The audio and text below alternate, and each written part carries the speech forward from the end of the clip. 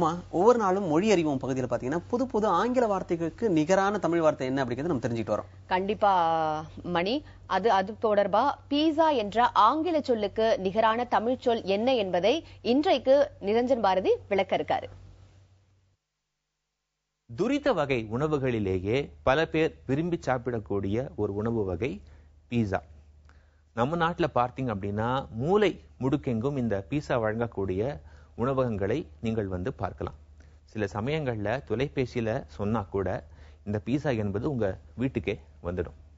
இந்த பீஸாவை தமிழில் எவ்வாறு சொல்லுவது? பீஸா என்பதற்கான தமிழ் சொல் என்ன? பொதியப்பம். ஏன் அப்படி ஒரு பேர் வச்சிருக்காங்க? இந்த பீஸாவை பார்த்தீங்க அப்படின்னா ஒரு அப்பம் மாதிரி வட்டமா கொஞ்சம் தடிமனாக இருக்கும். அதுல சீஸ் பாலாடை கட்டிகள் இருப்பது தெரியும். மேலும் அதுக்குள்ள காய்கறிகளையும் பொதித்து வச்சிருப்பாங்க.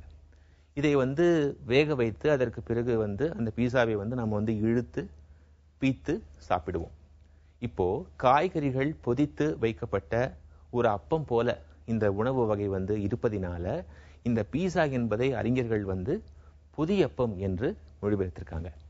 இன்றைய மொழியறிவோம் பகுதியில் ஒரு முக்கியமான உணவை பற்றி நாம தெரிந்து கொண்டோம். அதற்கு உண்டான தமிழ்ச்சொல் என்ன அப்படின்னு மீண்டும் நாளைய மொழியறிவோம் பகுதியில் இதே போல ஒரு பயனுள்ள தகவலோடு உங்க எல்லாரையும் சந்திக்கிறேன்.